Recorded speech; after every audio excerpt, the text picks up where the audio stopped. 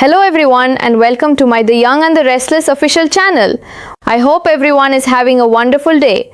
Before we begin, please hit the subscribe button and give this video a thumbs up. The Young and the Restless spoilers point to a March preview that's full of action, drama and big returns. Some exciting stuff is coming up this month, so let's discuss all the romantic challenges, corporate chaos and familiar faces ahead. First, Victor Newman will make a move that tests his marriage like never before. Following Victor's decision to kidnap Jack Abbott and use him as leverage to win back Chancellor, Nikki Newman will be furious. Nikki may deliver another divorce threat and warn Victor that she means it this time. You can bet Nikki will fight hard for Jack's freedom, but Victor may not budge until he gets what he wants. Although Victor will demand Chancellor back from Billy Abbott, it may not be up to Billy in the end. Phyllis Summers may be the one who decides whether to strike this deal since Billy's contract isn't truly official yet. On another note, we should talk about Holden Novak and Audra Charles since it seems they'll be joining forces on a new plan. Holden wants a future with Claire Newman and feels confident that Audra wants Kyle Abbott for herself too. As a result, Audra and Holden may plot against Kyle's attempt to reunite with Claire. Will that plan actually work or backfire in the end? There's a good chance it'll be the latter, but Holden will at least try to fix things with Claire in the meantime. Since Y&R spoilers point to Holden's sacrificial move, he might tell Claire another altered version of the Los Angeles story and lie that Audra wasn't even there that night. Holden might confess to accidentally killing the art dealer or act like he scared him out of town while leaving Audra out of it. Whatever the case, Claire isn't done going after Audra despite her claims to the contrary. Once Holden and Audra scheme to blow up Kyle and Claire's renewed relationship, there's bound to be trouble. Speaking of trouble, Y&R fans will get a double dose of that through a couple of major returns happening this March. Roger Howarth will make his on-screen comeback as Matt Clark for more revenge on the Newmans, while Stacey Hedok reprises her role as Patty Williams in a new arc of her own. Patty could potentially run into Mariah Copeland at a mental health facility, where Mariah is likely headed after her mid-March trial. Christine Blair Romalotti may wiggle Mariah out of a prison sentence, but Mariah definitely needs some treatment. The Young and the Restless spoilers say some wild moments will be happening all month long, so stick with us for more news on what's in store this March. March in The Young and the Restless isn't just another month in Genoa City. It's a storm front rolling in fast, heavy with romance, revenge, betrayal, and long-awaited returns that promise to shake the ground beneath everyone's feet. The drama begins where it so often does, with Victor Newman. Victor has made a move so ruthless, so calculated, that it threatens to fracture his marriage beyond repair. In a bold and chilling decision, he kidnaps Jack Abbott, not out of personal vendetta alone, but as leverage in his obsessive mission to reclaim Chancellor. It's a power play straight from Victor's playbook, but this time, the consequences may be far more personal than he anticipated. Because when Nikki Newman finds out what her husband has done, fury doesn't even begin to cover it. The betrayal cuts deep. Nikki has stood by Victor through wars, scandals, and corporate bloodbaths, but this crosses a line, and as she confronts him, her voice trembling not just with anger but heartbreak, she may issue another divorce threat. Only this time, she makes it painfully clear she means it. Victor doesn't flinch, he rarely does, but the tension between them is suffocating, years of love and loyalty now hanging by a thread. Nikki vows to fight for Jack's freedom, determined to undo the damage before it spirals further. Yet Victor, stubborn and unyielding, refuses to release his captive until he gets exactly what he wants. Chancellor, he demands it back from Billy Abbott, setting the stage for a corporate showdown that could alter alliances forever. But here's the twist, the final decision may not even rest in Billy's hands. Because Phyllis Summers may hold the real power, Billy's contract isn't truly official yet. It's shaky, vulnerable, and if Phyllis chooses to strike a deal with Victor, everything could change in an instant. Imagine the emotional chessboard. Loyalty versus ambition, love versus leverage. One signature could free Jack or destroy Billy's future. And just when you think the chaos couldn't escalate further, another storm begins brewing, this time in the realm of romance. Across town, Holden Novak and Audra Charles find common ground in a shared desire and a shared obstacle. Holden wants a future with Claire Newman. He believes, perhaps naively, that their story isn't over, and he's convinced that Audra has her sights set firmly on Kyle Abbott. Two hearts wanting what they can't have. So what do? They scheme. In quiet corners and whispered conversations, Holden and Audra begin plotting to sabotage Kyle and Claire's attempt at reconciliation. It's a risky alliance built on jealousy and desperation, the kind that rarely ends well. Will their plan succeed, or will it explode in their faces? There's a strong chance it's the latter, because deception in Genoa City has a way of unraveling at the worst possible moment. Still, Holden isn't giving up. In fact, he may take a drastic sacrificial step in hopes of winning Claire back. Spoilers hint at a rewritten version of the Los Angeles night, a confession wrapped in half-truths and omissions. Holden might tell Claire that Audra wasn't even there. He could claim he accidentally killed the art dealer, or insist he merely scared the man out of town. Whatever version he spins, one thing is clear: he's trying to shield Audra while painting himself as the sole villain. It's a gamble, one that could cost him everything. And Claire, despite her insistence that she's moved on, she's far from done confronting Audra. The tension between these women simmers beneath the surface, waiting for the smallest spark. When Holden and Audra's scheme collides with Kyle and Claire's fragile reunion, the fallout is bound to be explosive. But romance and corporate warfare aren't the only forces stirring in March. Because trouble, real trouble, is returning to town. Genoa City will soon welcome back a face from the past when Roger Hoth reprises his role as Matt Clark. And he's not coming back quietly. Matt Clark carries unfinished business, and revenge on the Newmans may be at the top of his agenda. His return promises confrontation, old wounds reopened, and the kind of chaos only a grudge-fueled enemy can deliver. And that's not all.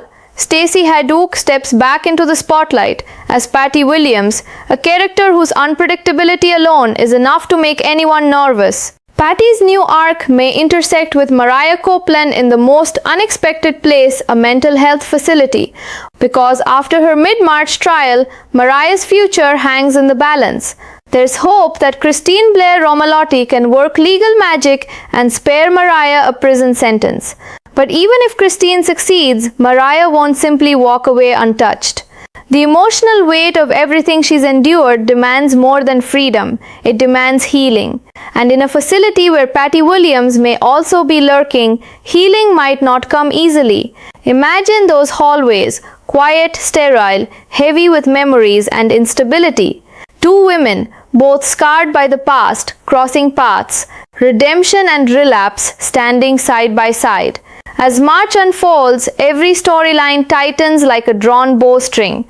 Victor's ruthless ambition threatens his marriage. Nikki's heartbreak teeters on the edge of finality. Billy and Phyllis face impossible choices. Holden and Audra's scheming risks destroying the very love they crave. And returning enemies circle the Newman dynasty once more. This isn't just another month in Genoa City. It's a turning point. Every promise will be tested. Every secret risks exposure. And every relationship, romantic, familial, or corporate, stands on shaky ground. So buckle up, because if these spoilers are any indication, March won't just bring drama. It will bring reckoning. And as the month barrels forward, that reckoning begins to feel unavoidable. The air inside the Newman ranch grows heavier with every passing day. Nikki Newman can barely look at Victor Newman without seeing the line he crossed. The moment power mattered more than principle. The silence between them is no longer comfortable. It's cold, sharp, dangerous. Victor insists he's protecting his legacy. He tells Nikki this is about family, about securing their future. But Nikki hears something else, obsession, the same obsession that has cost them before. And when she warns him again that she will walk away if he doesn't fix this, it isn't a threat tossed out in anger. It's a promise spoken through tears she refuses to let fall. Meanwhile, somewhere in the shadows, Jack Abbott waits. Time stretches. Every hour that passes fuels the fire between the Abbott and Newman families. The rivalry, once simmering, now threatens to explode into open war. Back in the corporate arena, Billy Abbott feels the pressure closing in. He knows Victor's demand for Chancellor isn't just business, it's personal. And Billy hates being cornered. But the truth is, his grip on the company may not be as secure as he pretends. That's where Phyllis Summers comes in.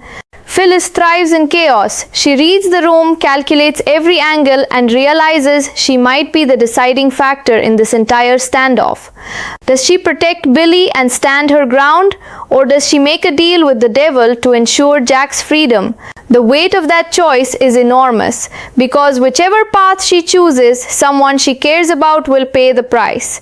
And just when the corporate storm reaches a boiling point, the romantic battlefield grows even more volatile. Kyle Abbott and Claire Newman try to rebuild something fragile, something hopeful. Their renewed connection carries the warmth of second chances, the quiet belief that maybe love deserves one more shot. But love in Genoa City rarely goes unchallenged. Behind the scenes, Audra Charles sharpens her strategy. She hides her ambition behind charm, but her eyes are always calculating. And beside her stands Holden Novak, desperate and willing to risk everything. Holden's so-called sacrificial move becomes the emotional pivot of this storyline. When he confesses to Claire, the moment feels raw, almost heroic. He paints himself as the sole culprit in the Los Angeles disaster. He insists Audra wasn't there. He might even claim responsibility for the art dealer's fate, whether that means admitting to accidental death or insisting he simply frightened the man into disappearing. It's a bold lie wrapped in vulnerability. And for a heartbeat, Claire almost believes him. But doubt lingers in her eyes, because no matter what Holden says, something about the story doesn't add up. And despite her earlier claims, she's not done confronting Audra. Not by a long shot. When Claire finally faces Audra, the confrontation crackles with tension. Polite smiles fade quickly, old wounds reopen, words cut deep, and beneath it all is the unspoken truth. Only one of them can win. As Holden and Audra's scheme inches closer to detonation, Kyle finds himself caught in a web he never saw forming. If the truth surfaces, and it always does, the fallout could shatter more than just a romance. It could permanently redraw loyalties, but romance and rivalry aren't the only forces tightening their grip this March. A darker energy creeps back into Genoa City with the return of Matt Clark, portrayed once again by Roger Howarth. His comeback isn't nostalgic, it's calculated. There's history there, painful history, and unfinished business with the Newmans. Matt's presence alone sends ripples of unease through the family. His revenge may not be loud at first, it may unfold quietly, strategically, piece by piece. But make no mistake, he didn't return for closure. He returned for payback. And in another corner of Genoa City's fragile world, instability takes center stage when Patty Williams, brought back by Stacey Hediuk, begins a new arc that promises unpredictability at every turn. After her mid-March trial, Mariah Copeland faces a future clouded with uncertainty. If Christine Blair Romalotti manages to spare her from prison, it won't mean everything is fine. Because Mariah is not fine, she carries trauma, guilt, and emotional scars that can't be erased by a courtroom victory. Treatment becomes the only real path forward. And if that path leads her into the same facility where Patty resides, the tension could be electric. Two complicated souls, one fragile environment. Patty's presence alone could stir memories and fears Mariah isn't ready to face. And in a place meant for healing, the line between recovery and relapse may blur in terrifying ways. As the weeks of March unfold, every storyline begins converging towards something bigger, a crescendo of consequences. Victor may win Chancellor, but lose Nikki. Phyllis may save Jack, but fracture her future with Billy. Holden's sacrifice may earn Claire's sympathy or permanently destroy her trust. Kyle may fight for love only to discover he's been fighting ghosts. Matt Clark's revenge could reopen wounds the Newmans thought had long since healed, and Patty's return might ignite chaos in the very place meant to restore peace. This is March in The Young and the Restless, where every decision echoes, every secret festers, and every relationship stands on the edge of transformation. By the time the month ends, nothing and no one will be untouched. Because in Genoa City, drama doesn't just unfold, it detonates. And just when it feels like the explosions have peaked, the aftershocks begin. As March races toward its final stretch, the emotional fault lines running beneath Genoa City crack wider than ever before. At the Newman Ranch, the standoff between Victor Newman and Nikki Newman reaches a breaking point. The tension is no longer simmering, it's raw, exposed, and impossible to ignore. Victor continues to justify his actions. In his mind, every ruthless decision is an act of protection. He tells Nikki that reclaiming Chancellor is about legacy, about ensuring their family's power for generations to come. But Nikki sees something far more dangerous, a man so consumed by winning that he no longer sees what he's losing. Their arguments grow quieter but more devastating. It's no longer shouting, it's disappointment, it's exhaustion. It's the haunting realization that love may not be enough to survive this. If Victor refuses to release Jack Abbott, Nikki may be forced to choose between standing by her husband or standing by her conscience. And that choice could permanently alter the Newman dynasty. Meanwhile, the Abbott family refuses to sit still. Billy Abbott feels the pressure mounting from all sides. Victor's demand for Chancellor looms like a guillotine. And as the reality sets in that his contract isn't airtight, Billy begins to understand just how vulnerable he truly is. But vulnerability has never stopped Billy before. The real wildcard remains Phyllis Summers. She stands at the center of this storm, weighing loyalty against leverage. If she strikes a deal with Victor, Jack could walk free, but at what cost? Billy's trust, her own reputation, the delicate balance she's fought to maintain. Every glance between them carries unspoken questions. Every silence is loaded with suspicion, and if Phyllis makes the wrong call, the damage may be irreversible. Over in the realm of romance, emotions spiral just as fiercely. Claire Newman struggles to reconcile her heart with her instincts. Holden Novak's confession lingers in her mind. Dramatic, self-sacrificing, almost noble, but something doesn't sit right, and the more she thinks about it, the clearer it becomes. The truth may still be buried beneath layers of deception. When Claire confronts Audra Charles again, it's no longer polite or restrained. It's fierce, direct, personal. Audra, cool and composed as ever, refuses to crumble. She plays the long game, planting seeds of doubt, twisting narratives, keeping her own hands seemingly clean. But behind that calm exterior, Audra is calculating every move. And Kyle Abbott, he's caught in the middle, trying desperately to hold on to the fragile hope he and Claire have rediscovered. He believes in second chances. He believes in love. What he doesn't see, not yet, is how close that love is to being torn apart. If Holden and Audra's scheme is exposed, it won't just cause heartbreak. It will detonate trust, and in Genoa City, once trust is shattered, rebuilding it is nearly impossible. But the personal battles unfolding are only part of the story. A darker, more calculated threat continues to move in the shadows as Matt Clark quietly sets his plan into motion. Portrayed once again by Roger Howarth, Matt doesn't need to announce his return with fireworks. His very presence is enough. He watches, he waits. The Newmans may believe they've weathered every storm before, but revenge has a way of striking when defenses are down, and Matt knows exactly where to aim. At the same time, inside the sterile walls of a mental health facility, a different kind of tension builds. After her trial, Mariah Copeland faces the painful truth that legal freedom doesn't equal emotional peace. Even if Christine Blair Romalotti succeeds in keeping her out of prison, Mariah's mind remains a battlefield. And then there's Patty Williams, brought chillingly back to life by Stacey Haddock. If Patty and Mariah cross paths, the atmosphere will be thick with unpredictability. Patty's instability, her fragile grip on reality, could easily destabilize someone already fighting inner demons. What begins as a chance encounter could spiral into something far more volatile. The facility, meant to offer healing, may instead become the stage for one of March's most unsettling arcs. And through it all, one theme echoes louder than ever: consequences. Victor's relentless ambition may cost him the woman he loves. Nikki's strength may finally push her to walk away. Billy and Phyllis's alliance could fracture under pressure. Holden's sacrifice may be revealed as manipulation. Audrey's schemes could finally catch up with her. Kyle and Claire's second chance might collapse under the weight of lies. Matt Clark's revenge may reignite a war the Newmans thought was over.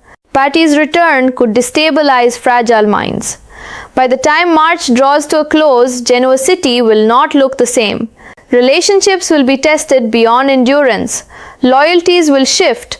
Enemies will resurface. And love, fragile, complicated, hard-earned love, will either survive the fire or be reduced to ashes. This isn't just a month of drama, it's a transformation. In The Young and the Restless, March doesn't fade quietly into spring. It roars, and when the dust finally settles, one question will linger in the hearts of everyone watching: who will still be standing and who will have lost everything?